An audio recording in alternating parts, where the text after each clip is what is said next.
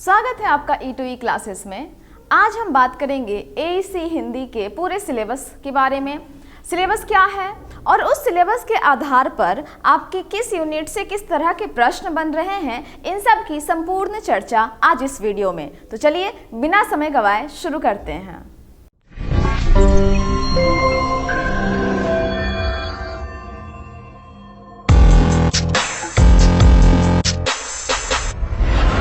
तो सिलेबस की बात करें तो अभी प्रथम समसत्र में AEC जिनके पेपर है उनके लिए आपको इकाई 1 और इकाई 2 दो ही यूनिट में आपको अपना सिलेबस कवर करना है। और इस सिलेबस का जो मार्किंग है वो 50 नंबर का एग्ज़ाम है 2 घंटे में। 2 घंटे में 50 नंबर का प्रश्न पत्र आपके सामने आएगा। इकाई 1 में लेखन कौशल से संबंधित चीज़ें हैं और इकाई 2 में प्रयोजन मूलक हिंदी से। तो यहाँ पर सिलेबस को मद्देनज़र रखते हुए यदि हम इनके टॉपिक पर बात करें तो सबसे पहले ये समझ लेते हैं आपके अंक विभाजन। प्रश्न पत्र की अवधि 2 घंटे की होगी और आपका प्रश्न पत्र 2 खंड में बटा हुआ होगा। और जैसा कि आपको नज़र आ रहा है आपको ऑब्जेक्टिव 5 नंबर के आएंगे, एक एक नंबर का एक एक सवाल रहेगा। और खंड खा में लॉन्ग क्वेश्चन रहेंगे 45 नंबर का, 3 क्वेश्चन अटैम्प्ट करना है, 15 नंबर का एक क्वेश्चन, टोटल 50 नंबर। ये आपका अंक विभाजन हो गया।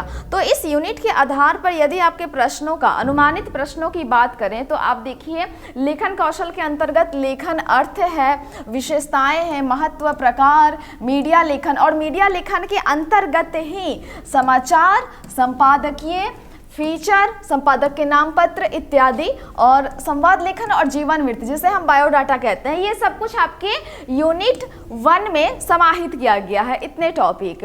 तो अगर इस टॉपिक को मद्देनजर रखते हुए हम संभावित प्रश्न की बात करें तो पहला प्रश्न हमारा बनता है कि लेखन कौशल की महत्ता पर प्रकाश डालें अथवा लेखन कला को या लेखन कौशल को परिभाषित करते हुए आप लेखन की विशेषताएं बतलाइए, महत्व बतलाइए या प्रकार बतलाइए। तो यहाँ पर सवाल केवल एक नमूने के तौर पर दिया जा रहा है। लेखन कला को परिभाषित करते हुए हो सकता है कि बात करें कि आप महत्व एवं प्रकार पर भी प्रकाश डालें।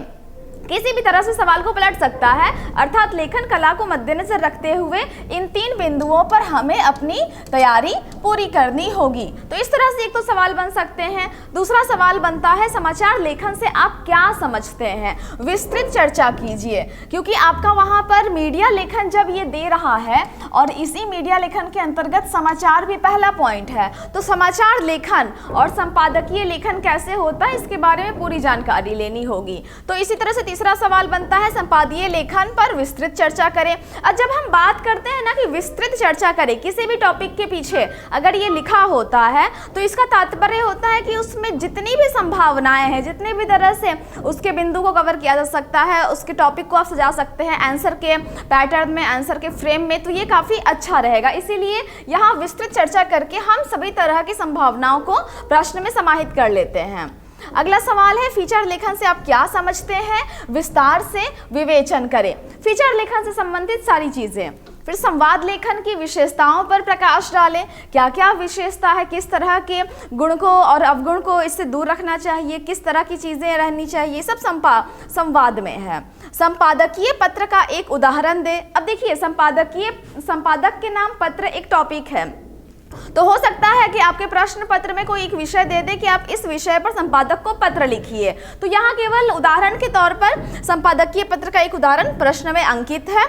7वें प्रश्न की बात करें तो बायोडाटा बनाने का भी मतलब बायोडाटा का फ्रेम कैसा होता है, बायोडाटा का बनाने का स्किल क्या होता है, ये सब चीज़ों पे भी एक सवाल आ सकता है कि आप उस फ्रेम पर चर्चा करें, आप उदाहरण स्वरूप बताएं, आप अपना एक बायोडाटा बनाइए किसी भी जॉब पर्पज़ के लिए, कहीं भी आप जा रहे हैं तो बायोडाटा की जो डिज़ाइन होती है इसको भी एग्जाम में पूछ सकता है। तो यहाँ पर एक उदाहरण के तौर पर हम इसको आंसर के क्वेश्चन के लिस्ट में कलेक्ट कर सकते हैं। जब हम यूनिट 1 के आधार पर इतने प्रश्नों का ब्यौरा तैयार करते हैं तो निश्चित रूप से आप मानिए एक्सटर्नल के लिए बहुत अच्छी तैयारी होगी। आपका इन्हीं टॉपिक के इर्द गिर्द और इन्हीं प्रश्नों के इर्द गिर्द सवाल पूछे जाएंगे। सवाल का स्वरूप बदला हो सकता है लेकिन उत्तर वही रहेगा। अब यूनिट 2 की बात करें तो यहाँ देखिए आपको प्रयोजनमूलक हिंदी सामान्य परिचय देना है। टिप्पण, प्रारूपण, प्रतिवेदन, ज्ञापन, अनुवाद, संक्षेपण और पल्लवन, इतने सारे टॉपिक जो है प्रयोजनमूलक हिंदी का हिस्सा है। तो संभावित प्रश्न की यदि बात करें तो पहला प्रश्न है प्रयोजनमूलक हिंदी का सामान्य परिचय देते हुए विस्तार से विवेचन करें। अर्थात प्रयोजनमूलक हिंदी से आप क्या समझते हैं, उसका महत्व क्या है, प्रयोजनमूलक हिंदी का आज व्यवहारिक जीवन में क्या लाभ है, किस तरह से वो योगदान दे रही है, इसकी संपूर्ण चर्चा होगी। फिर अगला प्रश्न, टिप्पण से आप क्या समझते हैं, और हो सकता है कि आपको दे दे कि इस विषय पर टिप्पण कीजिए भी, उदाहरण भी कभी कभी पूछ सकता है।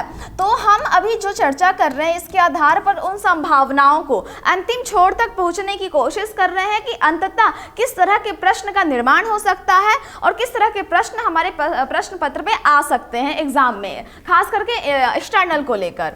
अगला सवाल देखिए, प्रतिवेदन को परिभाषित करें। फिर ज्ञापन से आप क्या समझते हैं, ज्ञापन क्या होता है, इसका अर्थ, इसका महत्व, इसकी चर्चा होगी इसके उत्तर में। संक्षेपण से आप क्या समझते हैं, विस्तार पूर्वक विवेचन करें। फिर पल्लवन को परिभाषित करें। फिर अनुवाद की महत्ता प्रतिपादित करें। अनुवाद की महत्ता की यदि बात करते हैं तो यहाँ पर परिभाषा भी आप जोड़ सकते हैं। अनुवाद की जब महत्ता की बात हो रही है ना, तो परिभाषा, प्रकार, अनुवाद के कितने महत्व है और उसकी उपयोगिता क्या है आज हमारे दैनिक जीवन में या व्यावसायिक जीवन में, इस सब की संपूर्ण चर्चा इस उत्तर में होगी। तो यहाँ पर यूनिट 2 से इतने सारे प्रश्न बन रहे हैं। अब आपको यहाँ नजर आ रहा है E2E क्लासेस का एप्लीकेशन स्कैन करने के लिए बारकोड। आप यहाँ से सीधे एप्लीकेशन पर जुड़कर इसे स्कैन करके आप जो भी वीडियो देखना चाहते हैं और उसके साथ PDF मटेरियल का भी लाभ लेना चाहते हैं, ये सब कुछ आपको एप्लीकेशन पे उपलब्ध होगा। तो जैसे जैसे आपको YouTube के ज़रिए आप चीज़ों को समझ सकते हैं और एप्लीकेशन पर सीधे जुड़ के PDF नोट के ज़रिए आप अपनी तैयारी अच्छे से कर सकते हैं। तो मिलते हैं अगले वीडियो में, तब तक के लिए धन्यवाद।